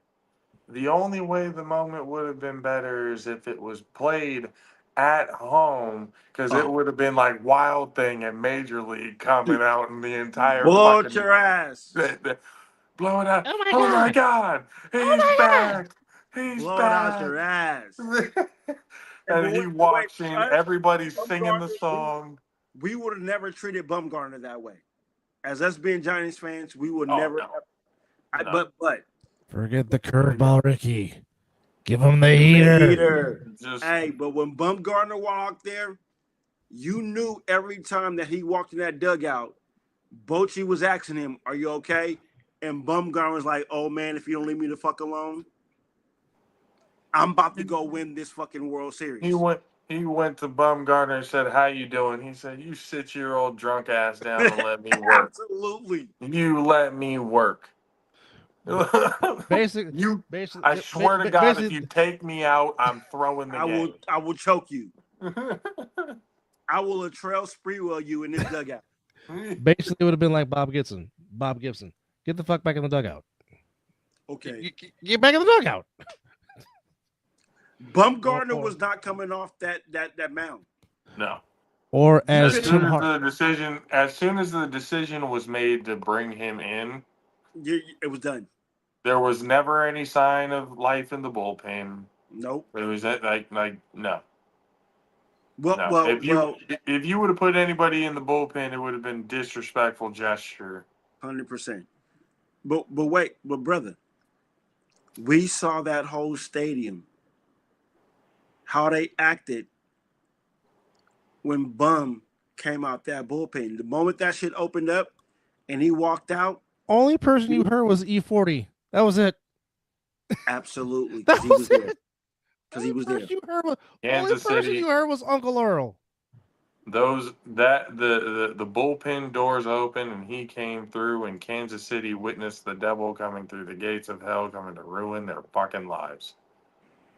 He walked in there, looked at everybody in the stadium, and said, "Whatever hopes and dreams that you had of walking out of here with not just happiness and cheerfulness, but your souls, I'm taking it all from you." Mine. Okay. That sounds like Michael Jordan's Hall of Fame speech. Charles Patrick, I killed your dreams. Yeah. I killed him. Dream killer, legend killer, Randy Orton style, RKO, everybody out of nowhere. Like Bumgarner came out of there, and I swear, your soul is mine, Shang Tsung style. The best thing that I can say that Fox did, it felt like a story. How they just flashed the cameras all through Kansas City as Bumgarner watched. What was also funny is having to watch fucking goddamn, what's his name? Is it not Buckner? George Brett. Was it Buckner? Are we talking commentator? Are we talking about baseball player? Commentator. Oh, it was Joe Buck. Joe Buck. There we go. Oh, so watching, our listening, having to listen to Joe Buck struggle to be able to announce the Giants' victory. Oh, because you know why? So much sweeter. Because you know why? Because even his butthole perked on national television. What I love about all three of the Giants World Series wins, they were never predicted to win any three of them. Nope. And the sweep, the sweep was even more better because they did not have the Giants winning that World Series at all. No. And that sweep World Series, I was real DX. Everybody can take it. Miguel Cabrera is still looking. Miguel Cabrera is still looking for the slider that was never thrown. Miguel Cabrera is still looking for the Sergio Romo slider that was never thrown. It wouldn't have mattered. He wasn't going to hit it anyway. Bro, that sweep was a statement. That whole team were like, oh, y'all ain't picking us to win? Even though we already have won a World Series and y'all ain't picking us to win. No, not just that. Not just that.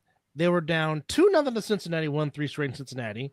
Down 3-1 against St. Louis, and it was Barry Zito of all people that saved the season. Barry fucking Zito. That saved the season. Say it again, JP. Say it again. Barry throws a curveball from hell. Zito saved the whole thing. Like, this is major. This is literally major league if they would have actually finished. And the Yankees are up 2-0 on the Red Sox.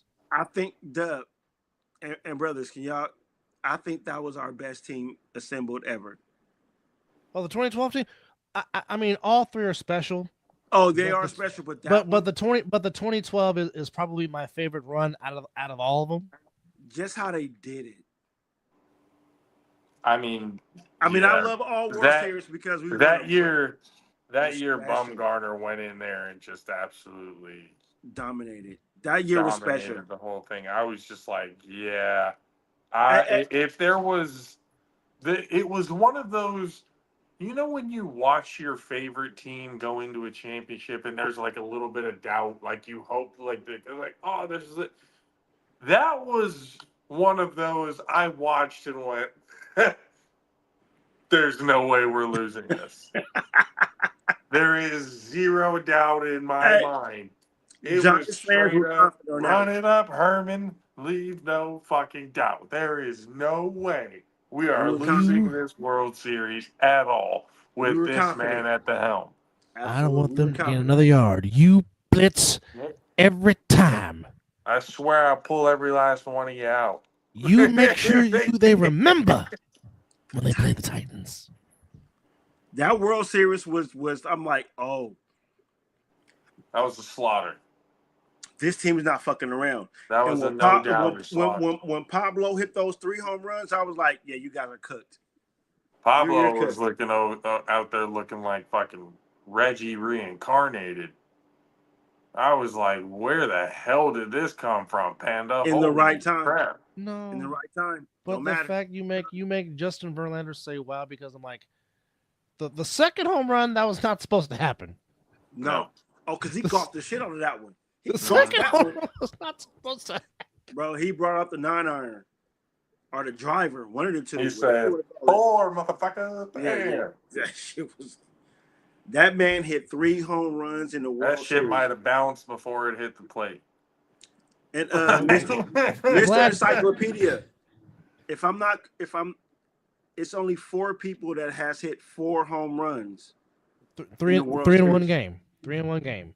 3 in one game. Babe Ruth is the only one to do it twice, but it's George Herman Ruth, Reginald Martinez Jackson, Yes. Albert Pujols, Yes. and 1 Kung Fu Panda. That's it. 4.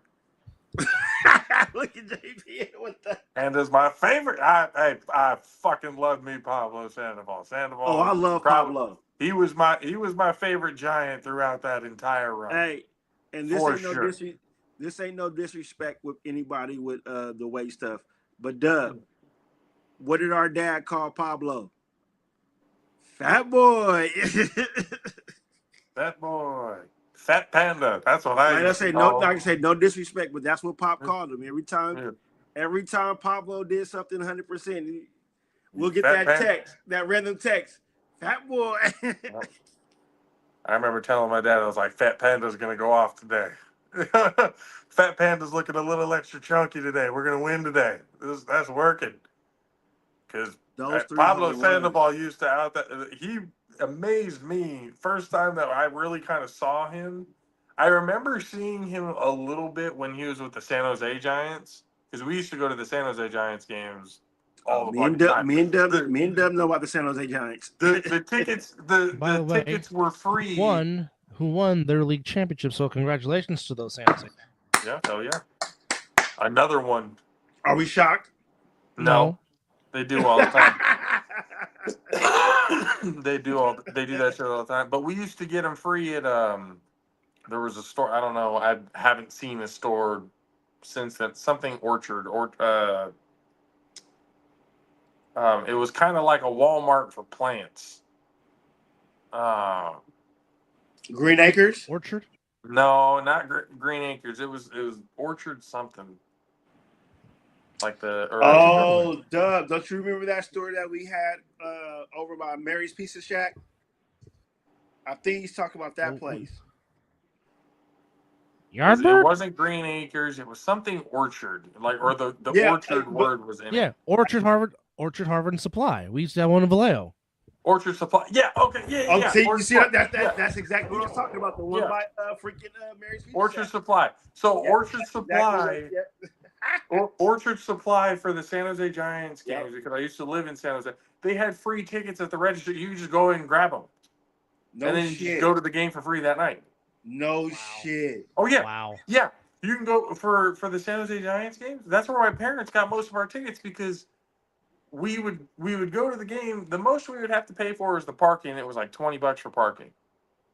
But you get those seats. They're basically the general admission free seats that you get from Orchard Supply. But you're sitting in the outfield bleachers where the view is still Fantastic.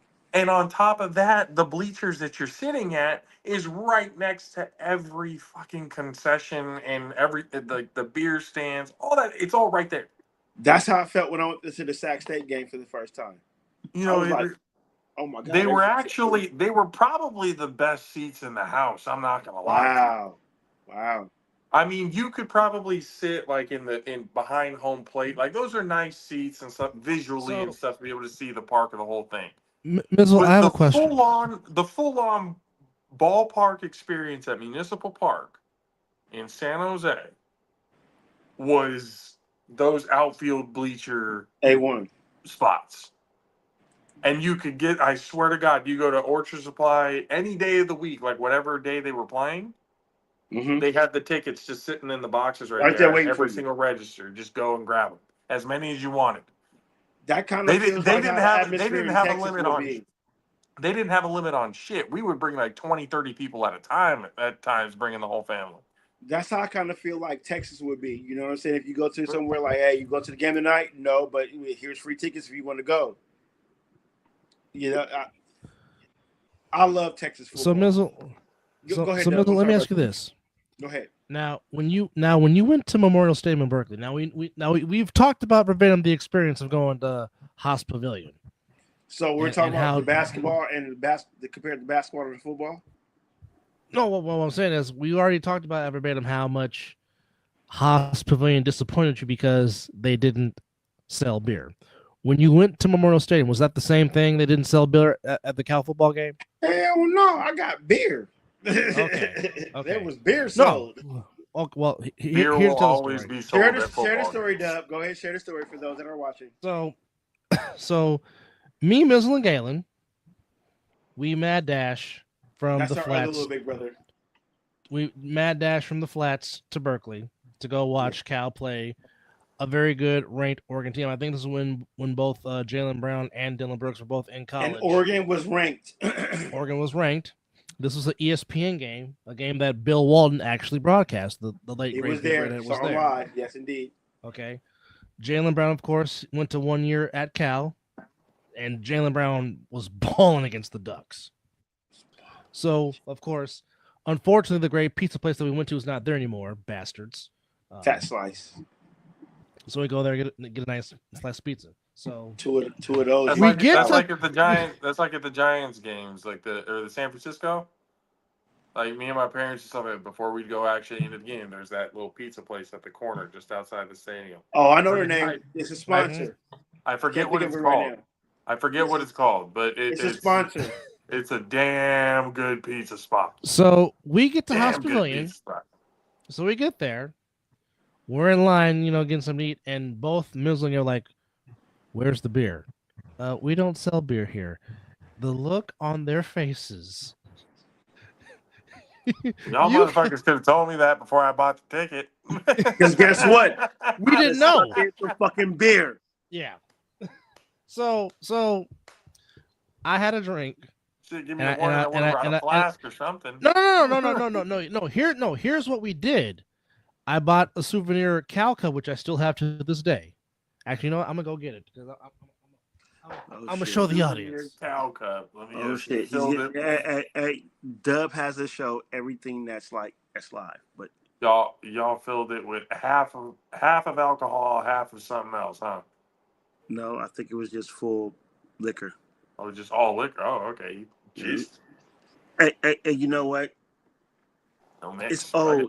It's old, but Canada Dry, right?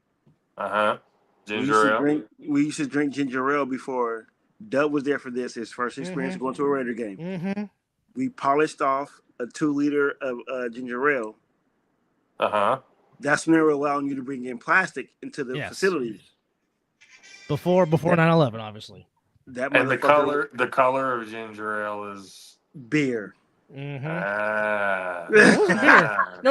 It wasn't beer. Dad put heme in that 2-liter bottle and brought it in the stadium. Wait. Well, it was one 2-liter of ginger ale was beer, and the other one was heme. Wait, hold on. Y'all were able to just walk in with 2-liter bottles of... Yes. So No. 2 liters of heme and 2 liters of beer, and we're in our section. No, back in the day at the Coliseum, you can literally bring in a cooler if you wanted to. Yeah, a plastic. Can y'all Now, go check on that obviously, family all who's this- getting fucked up on ginger ale right now? Like, goddamn. Now, all the- we were really all this sauced was, on of course- ginger ale, JP. Really sauced. Now, obviously, all this was before 9/11/2001. Yeah. But no, so this is the actual cup that I bought a That drink. is the drunk my fucking drink. cup you bought. Yes.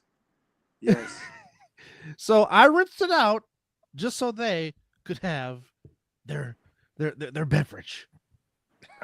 So this cup got used a lot that night. Wait, the beverage was tucked in my pants and our other brother's pants. We snuck in damn near close to 12 pack. So this cup had a lot.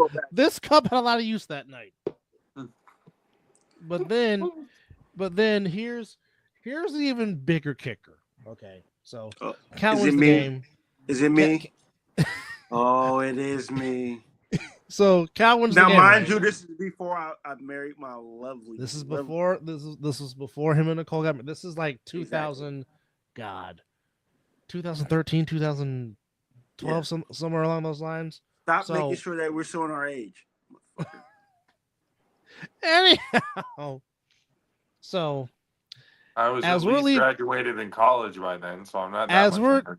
as we're leaving Haas Pavilion, and of course Cal's playing the fight song. So the speaker on the PA announcer, it says, "Come back Sunday or Saturday for Asian Heritage Night," and here goes Mizzle. Oh. So to explain this, the reason what Dub said, I tell my kids to this day, you guys could have been born Asian. I have a big thing about that culture. It's not just about that explains your anime fixation. Exactly. It's deeper. It's deeper than that. But I just have a respect for their culture. Fair. And the things that they do in their culture. Yeah. And by the way, some of their women are fucking exotic. So none of that. But I love my fucking wife. Which he does. But just I the do. look. No, I do. But just the look on his face. I do tell my kids though, y'all could have been born Asian. He looked at me. He was like, "Dub, you shut up." I was like, "Why are you getting on me? I'm not the one that announced it." You picked the wrong game, dipshit. That's because I was leaving that day. I don't give a damn. You buy that ticket and give me that other ticket. I did not know it was going to be Asian Heritage. I'm going to take to my grave. But it was fun times. But I just wanted to ask because I know that Haas Pavilion didn't sell beer. I just want to know if Memorial Stadium did, which I'm glad. Oh, we had beer. Okay. And even if they didn't have beer, we walked in with beer. Well, of course, Dad was going to sneak some beer. Dad was going to sneak something in regardless. You don't think the old man's not going to go back to his tricks of the trade? We had what we needed in there. We just went and got food. But anything else we needed? Got it done. Y'all better understand. My dad is a triple. Did I say triple? You did. The both of y'all know my padre, so I ain't gotta say nothing else. Wait a minute. He will find a way. Some interesting news just broke here on the Mizzle and Dub Show. The Eagles are open to an A.J. Brown trade. What? The Philadelphia Eagles, the defending Super Bowl champions. Executives believe the Eagles are open to an A.J. Brown trade. Who reported that? That would be Espen. Oh, so ESPN. Jeremy Fowler, to be exact. I kind of trust Jeremy Fowler. He's one of the ones that I kind of listen to. Sometimes his stuff ain't 100%, but he has good ratings. Oh, if that's true. Oh, I think we should. Dub, I think we should. What up, Super Dope Beatmaker? Dub. Oh, You, okay. you Who are you and what have you done with my nephew? Because I don't recognize this guy. Oh, he's old as shit now. Look at him. Don't remind me because my god sister is turning 35 this month. Yeesh. We're all getting old. Like it. Well, this guy over here is on his way to 18 and Damn. graduating high school. Get out. Get out. Yep. He can't get out because after I'm done recording with you guys, me and him are about to do some recording. So it's just a revolving door. Oh, yeah. I think you need to do your job. Yep.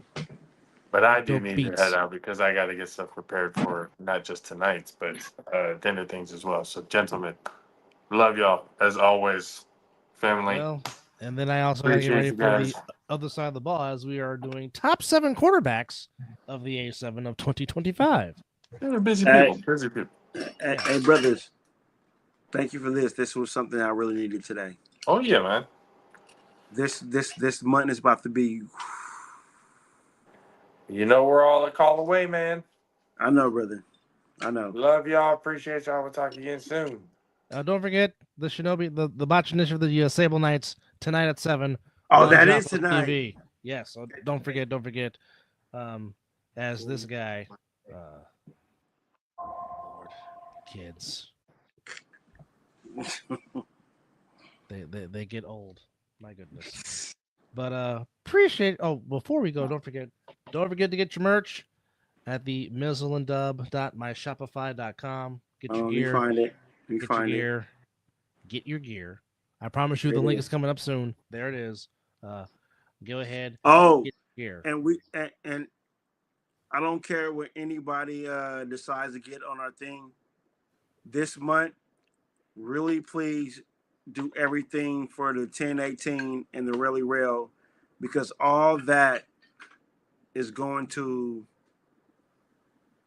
our godson, our nephew, for bruh. So 1018 and Rally Rail stuff, get those.